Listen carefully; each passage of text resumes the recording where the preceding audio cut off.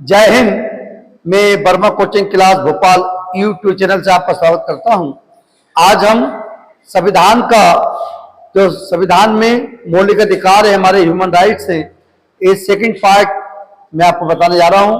पहला पार्ट में मैंने आपको जो 3 मौलिक अधिकार के बारे में बताया था, अनुच्छेद 12 से 35 तक हमारे टोटल मौलिक अधिकार का वर्णन है।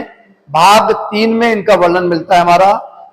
और पहले पार्ट में मैंने आपको पहला जो मौलिक अधिकार है वो बताया है, दूसरा मौलिक अधिकार ही बता दिया है, और तीसरा मौलिक अधिकार मैंने पार्ट 1 में बताया था। अब मैं 3 मौलिक अधिकार हमने पहले पार्ट में बताए हैं और 3 मौलिक अधिकार अब इस पार्ट में हम देख रहे हैं। ये हमारे चौथा मौलिक अधिकार की मैं बात कर रहा हूं आपसे, जो ह्यूमन राइट्स होते हैं हमारे 4th नंबर का जो मौलिक अधिकार है, यहां से मैं शुरू कर रहा हूं। तो चौथा मौलिक अधिकार जो हमारा कहता है धार्मिक स्वतंत्रता का अधिकार, मतलब हमको धार्मिक स्वतंत्रता का अधिकार हमें मिला हुआ है। भारत के प्रत्येक नागरिक को धार्मिक स्वतंत्रता का अधिकार हमको प्राप्त है।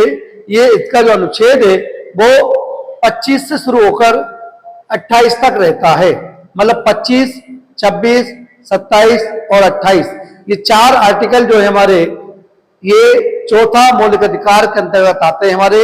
इसमें चौथा जो मौलिक अधिकार मैंने बताया है धार्मिक स्वतंत्रता का अधिकार। अब अपन 25, 26, 27, 28 एक अनुच्छेद क्लियर कर लेते हैं। तो अनुच्छेद 25 जो लिखा हुआ है यहाँ पे हमारा 25 आर्टिकल, तो आर्टिकल 25 क्या कहता है?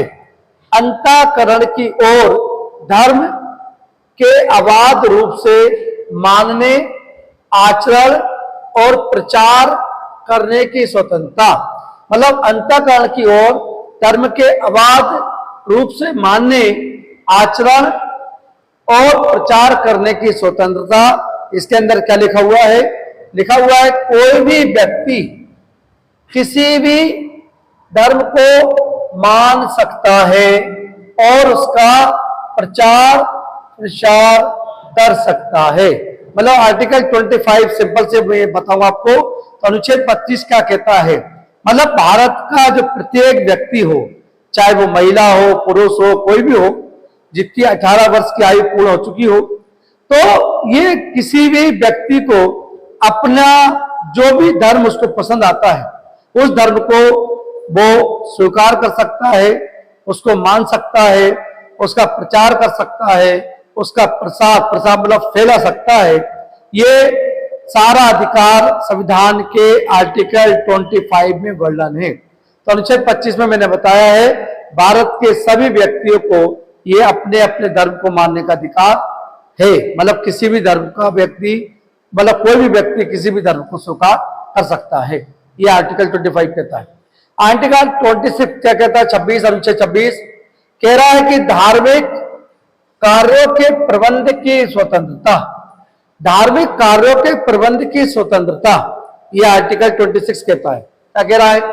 व्यक्ति को अपने धर्म के लिए संस्थाओं की स्थापना, मतलब व्यक्ति को अपने धर्म के लिए संस्थाएं बनाना चाहता है, कमेटी बनाना चाहता है, समिति बनाना चाहता है, तो बनाने की स्थापना व पोषण करने की विधि द्वारा, विधि मतलब कानून सम्मत, कानून के माध्यम से, कानून के अंडर में विधि सम्मत संपत्ति के अर्जन मतलब कलेक्ट करना, पैसा, प्रॉपर्टी, जमीन जायदाद बनाना, ये संस्थाओं का अधिकार है।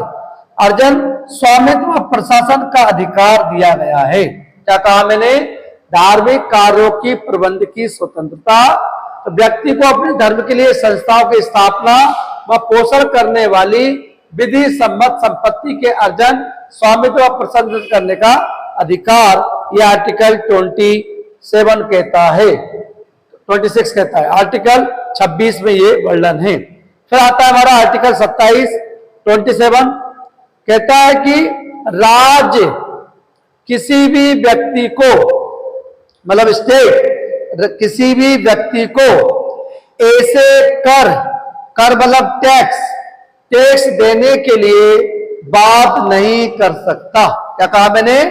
राज्य मतलब स्टेट गवर्नमेंट जो है किसी भी व्यक्ति को ऐसे कर देने के लिए बाद, मतलब किसी को कोई बंदिश नहीं कर सकती स्टेट गवर्नमेंट किसी व्यक्ति को बात नहीं कर सकता जिसकी इनकम मतलब आय, जिसकी आय किसी विशेष धर्म अथवा धार्मिक संप्रदाय की उन्नति या पोषण में व्यय करने के लिए विशेष रूप से निश्चित कर दी गई है। क्या कहा मैंने कहा आर्टिकल 27 क्या कह रहा है कि राज्य किसी भी व्यक्ति को कर देने के लिए बाध्य नहीं कर सकता है जिसकी आय किसी विशेष धर्म अथवा धार्मिक संप्रदाय उन्नति या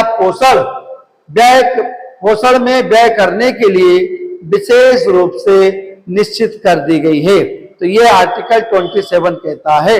आर्टिकल 28 क्या कह रहा है हमारा, किसी भी शैक्षणिक संस्थान, जो हमारे एजुकेशन सेंटर होते हैं, शैक्षणिक संस्थान होते हैं, शैक्षणिक संस्थान से कोई धार्मिक शिक्षा नहीं दी जाएगी। क्या कहा है कि जो राज्य के द्वारा मतलब स्टेट गवर्नमेंट के अनुदान पर कुछ संस्थाएं चलती हैं, तो उन संस्थाओं में शिक्षा केंद्र चलते हैं, उन शिक्षा केंद्रों में कोई भी धार्मिक शिक्षा नहीं दी जा सकती है।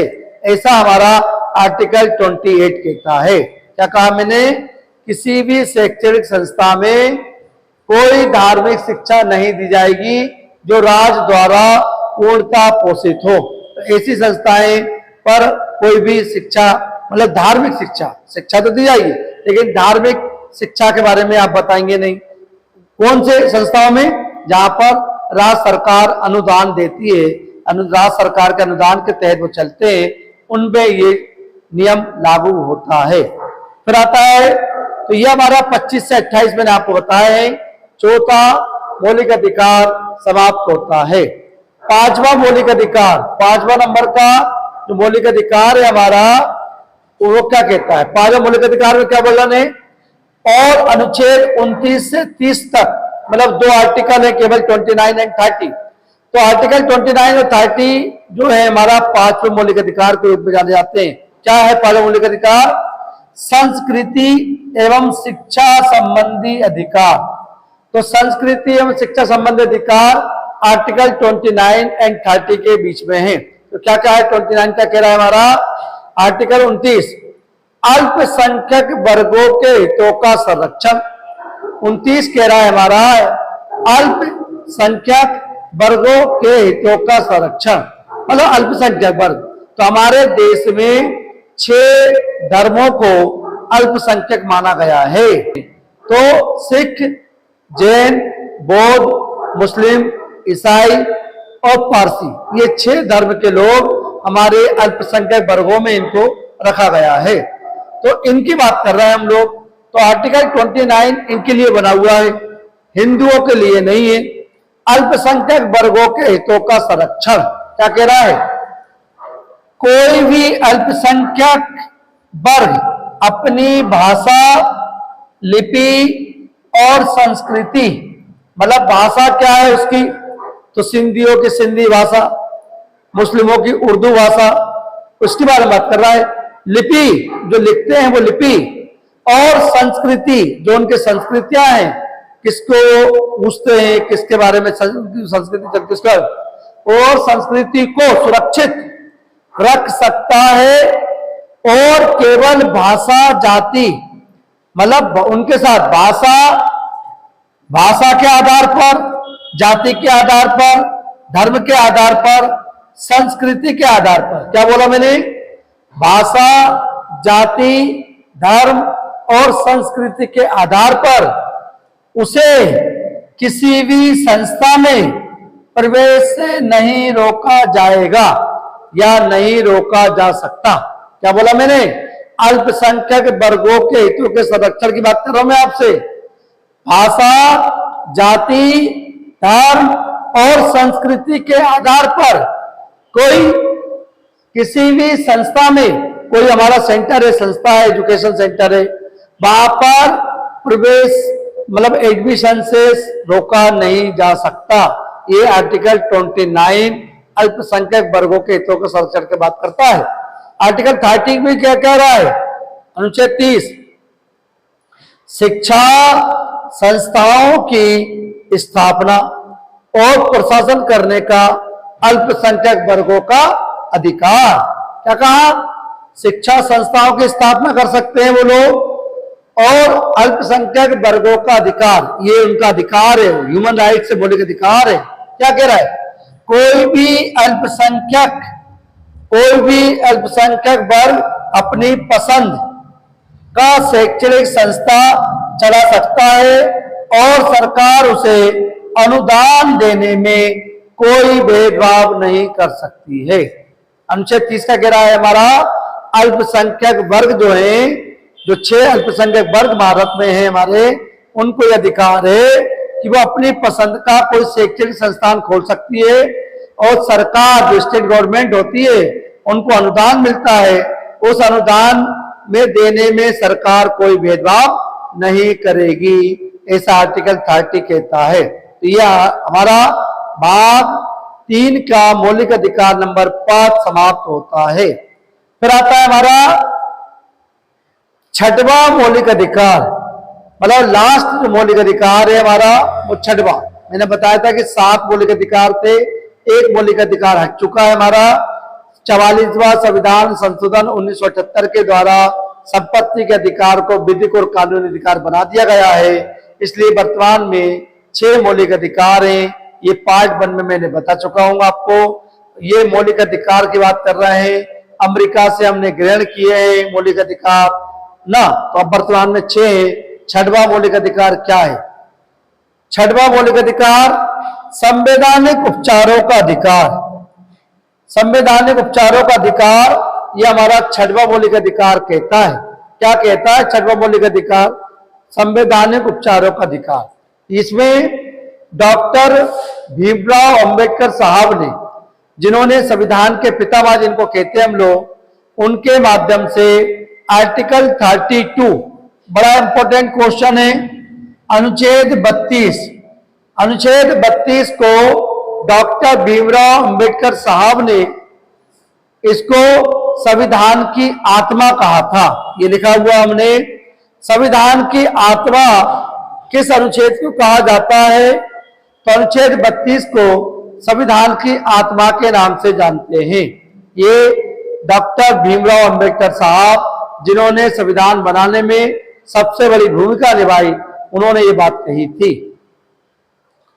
इन्होंने अनुच्छेद 32 के अंतर्गत सर्वोच्च न्यायालय द्वारा, मतलब जो सुप्रीम कोर्ट है हमारी, या उच्चतम न्यायालय बोल दो, सुप्रीम कोर्ट बोल दो, सर्वोच्च न्यायालय बोल दो, एक संवैधानिक संस्था है।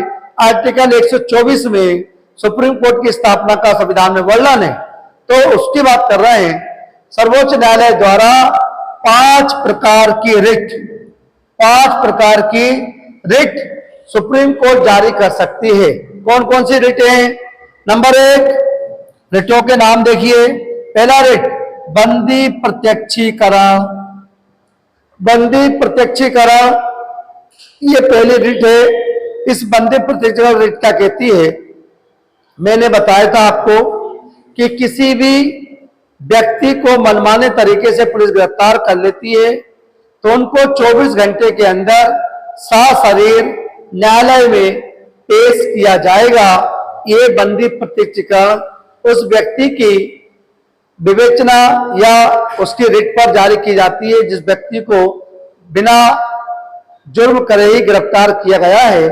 वो व्यक्ति अपने वकील के माध्यम से सुप्रीम कोर्ट में एक बंदी प्रत्यक्षीकरण रिट जारी करवाता है, याचिका लगाते हैं कि वकील लगाता है कि हमारे जो फरियादी है, हमारे जो व्यक्ति है, वो बेकसूर है, मतलब उनके बारे में मजिस्ट्रेट के सामने उस व्यक्ति के बारे में दलील देता है और उस व्यक्ति को कोर्ट फिर पुलिस को आदेश जारी करती है कि उस व्यक्ति को गिरफ्तार आपने किया है, उसको कोर्ट में पेश किया जाए, जिससे उसके बारे में जानकारी हम जुटा सकेंगे क्या आपने सही गिरफ्तार किया या नहीं किया है।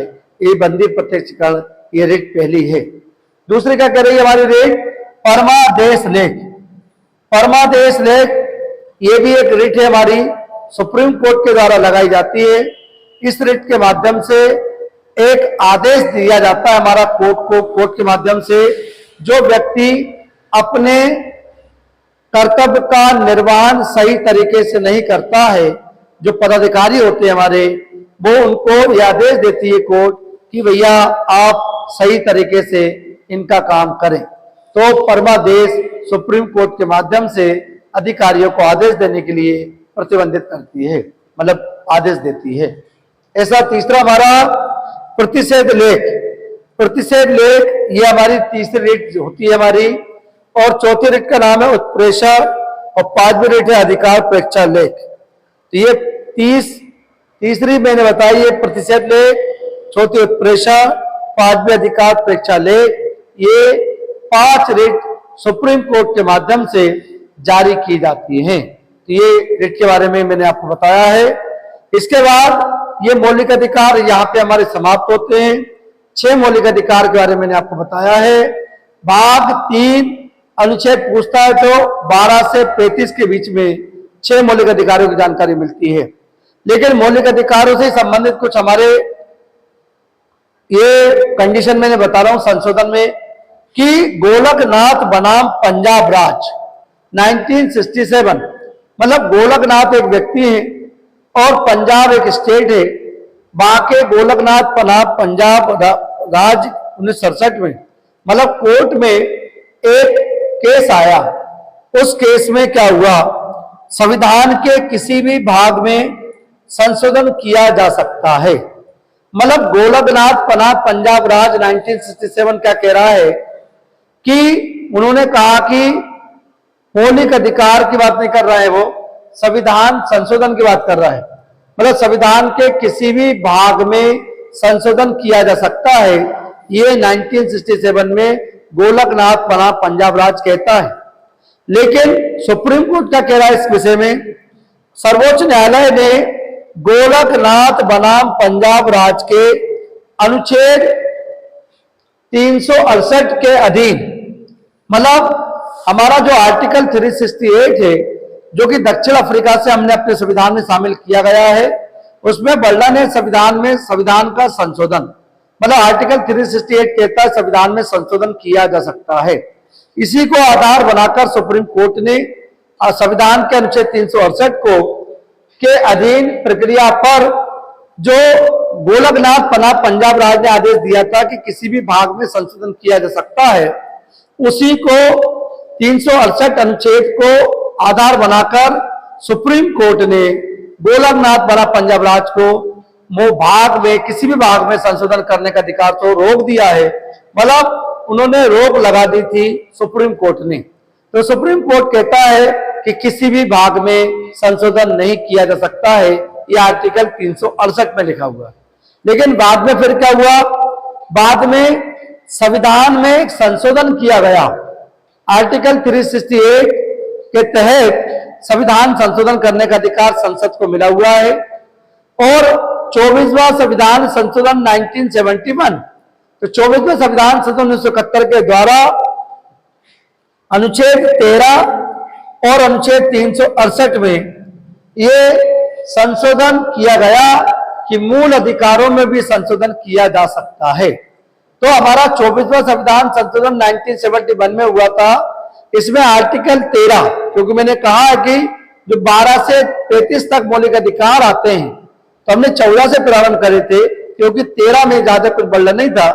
तो 13 में हमें लिखा हुआ कि आर्टिकल 13 में और अनुच्छेद 368 में संविधान संशोधन करने का अधिकार संसद के माध्यम से 24वां संविधान 1971 के द्वारा ये कर दिया गया है। इसलिए हमारे संविधान में हमारे मौलिक अधिकारों में संशोधन हुआ है। 44वां संविधान संशोधन 1978 में संपत्ति के मौलिक अधिकार को विधिक और कानूनी अधिकार बना दिया गया था, क्योंकि 19 में हमको मिला हुआ था मौलिक अधिकार था संपत्ति का अधिकार, उसको हटाकर 300 में रख दिया गया था। इसीलिए इसी बेस पर संसद ने संविधान में संशोधन कर ये संविधान में जोड़ दिया गया कि मौलिक अधिकारों में भी संशोधन हो सकता है, और सरकार ने किया है, मैंने आपको बताया है 44वां संविधान 1978 के द्वारा। तो ये पूरे मौलिक अधिकार समाप्त होते हैं। यदि आपको वीडियो पसंद आया हो, लाइक करिए, शेयर करिए, सब्सक्राइब करिए। स्क्रीनशॉट लेना चाहते हैं तो ले सकते हैं।